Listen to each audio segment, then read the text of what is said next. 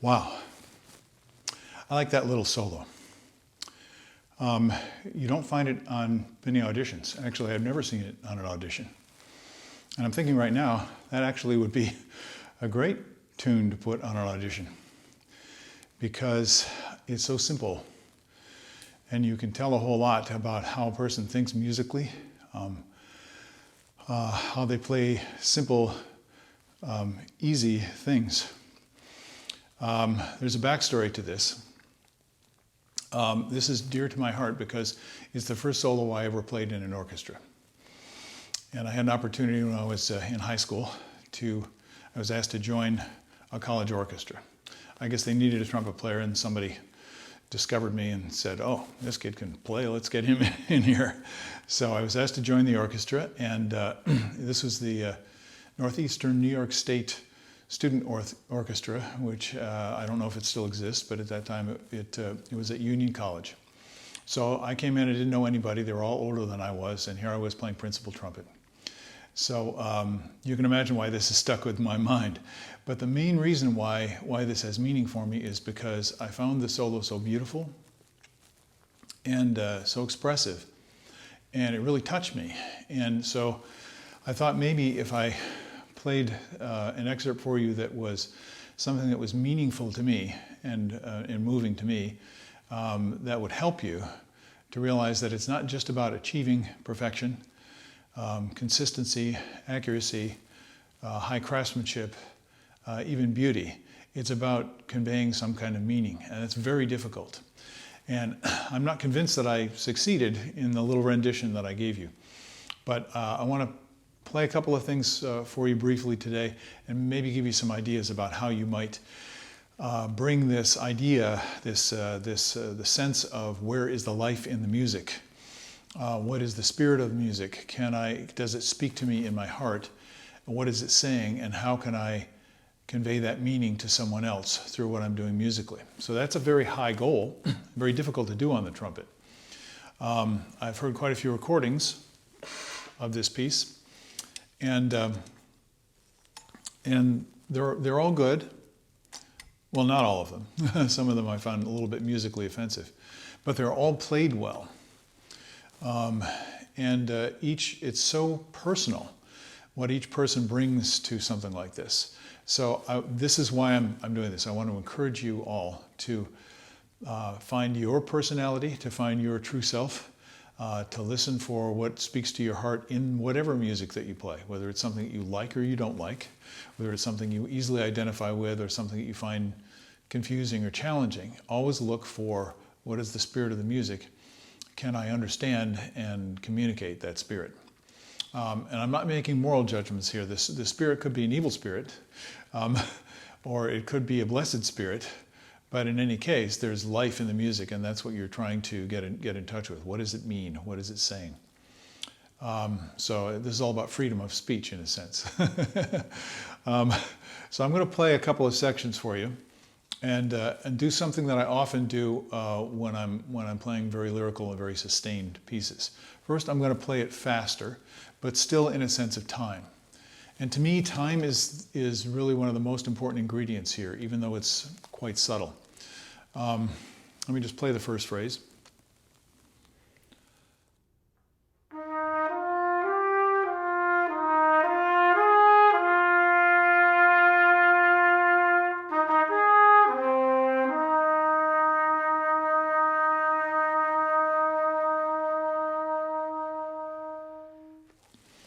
So this is an orchestra piece, and you have to play it in such a way that it comes through the orchestra with enough just sonic intensity so that it reaches the audience in the way that they would like to hear it. It's a matter of balance with the orchestra, but it's a string accompaniment. It's soft, it's gentle when it's played properly, and it has a tremendous feeling of flow. Now, I find that I can get too finicky with something like this. So I look at it, and as I've showed you in other videos, what's going on here? What key is it in?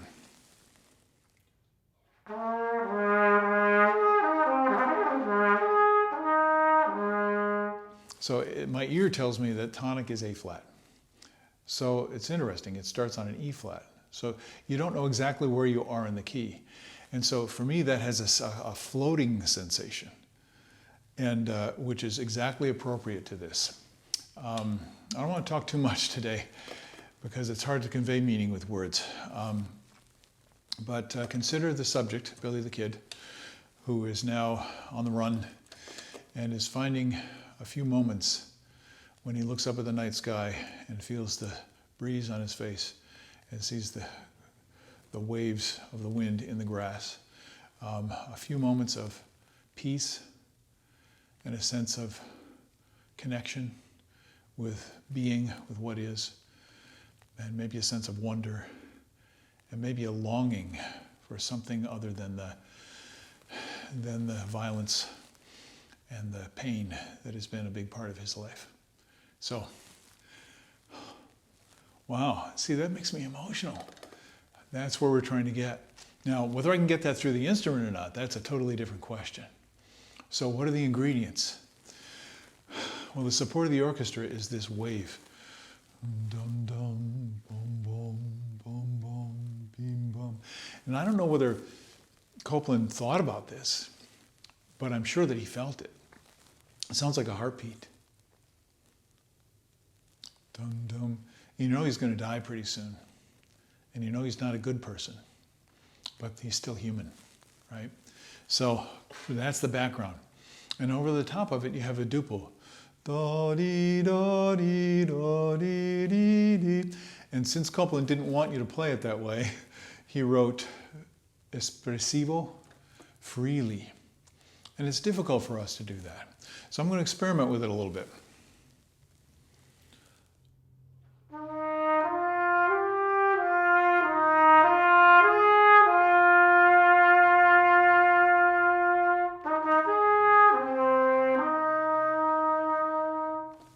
Now, I didn't do much, and what I would do is I'd play it and probably record it. Play it a lot of different ways. I've recorded it once this morning.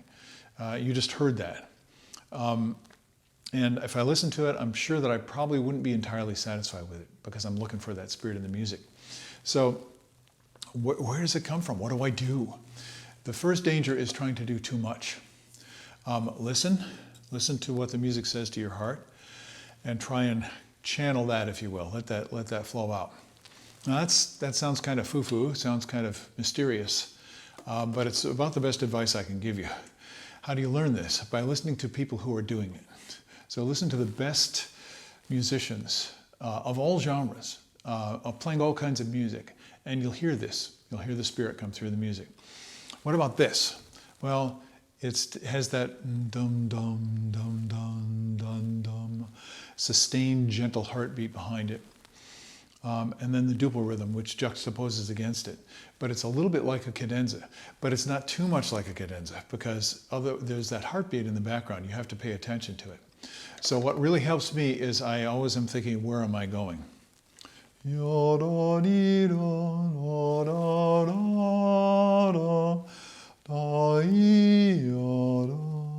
Remember, that's the fifth. And so you're resting, but you're not resting on tonic. You're still floating, right? You still haven't resolved. And that's the whole idea. His life is not yet resolved. It's going to be shortly, but it's not yet resolved. It's in between. It's in the, some of you may have heard the word liminal space. It's in the transition space. That's what music is all about. It's so cool. So how do you get that? Listen for it. That's the first rule. And then you try things and say, well, did that work?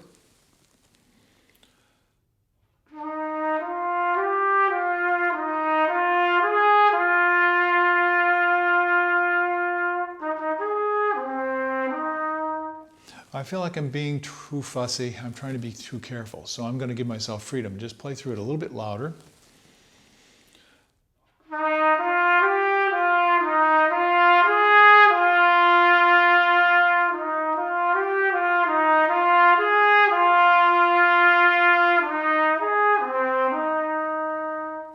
Oh, now I'm starting to hear the big idea. Let me do that again.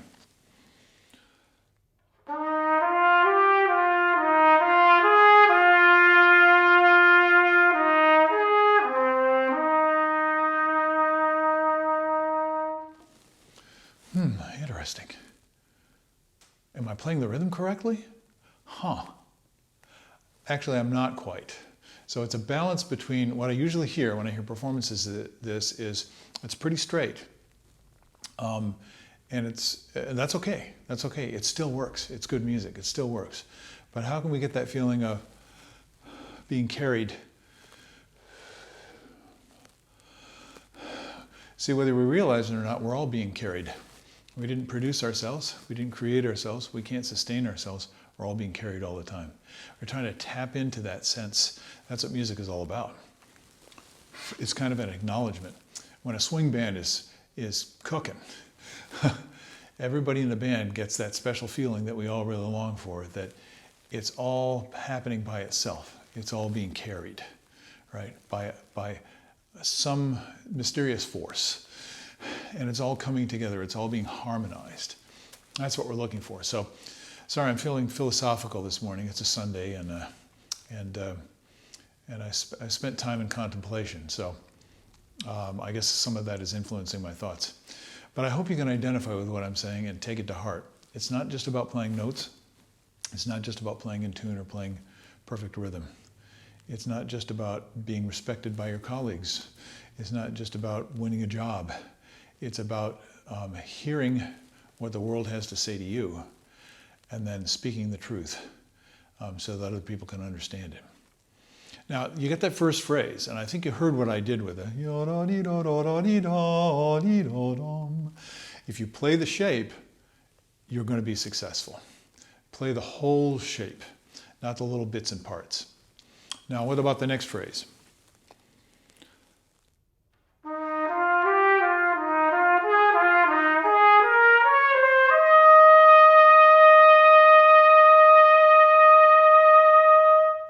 So now it's opened up like my heart is opening up.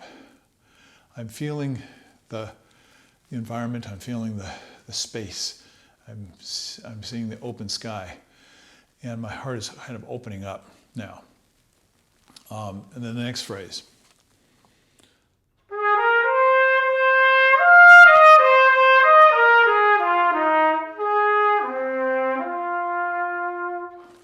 And then I'm going back to that, just receiving the peace, longing for peace. And eventually Billy does find his, not in the way he would have wished. We think, anyway. Okay. It's funny. The composer tries to write some things. First he writes espressivo freely. Then he writes freely, and he puts ritardando underneath it on the second phrase. And to me that means you're supposed to ease into the feeling. He puts ritardando at the beginning of the line. And ding ding dum dum dum dee da, and then you kind of ease in.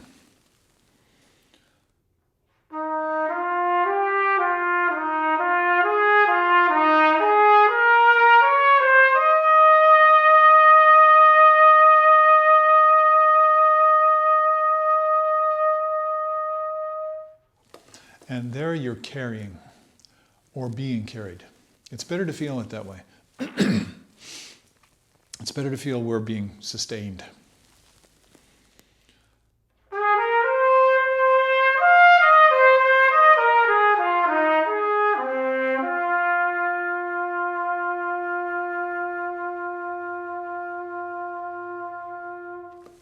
And here on the sustained note, you're really dependent on the conductor, because he's determining, it says in these sections where you're just sustaining, it says a trifle hurried.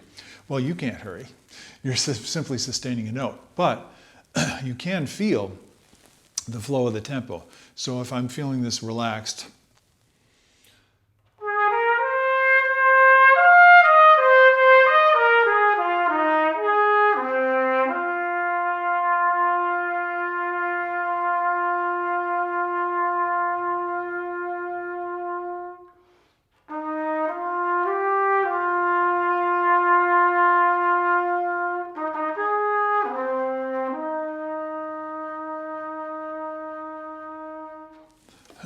now, as I was playing that last note, I wanted to indulge myself a little bit. I didn't, for your sake, because it can get boring just listening to a person sustain one note, but that's actually my point. When I'm sustaining that note, that's not the main thing, but I'm still carrying it. The main thing then is the pulse that's been going all the way through. And the listener is then allowed to go back into just feeling the pulse, and that's kind of like Billy resting in the wilderness, feeling the pulse, feeling his own heartbeat, feeling the heartbeat of the world. So how do you convey that? Continue to carry the sound and let yourself be carried.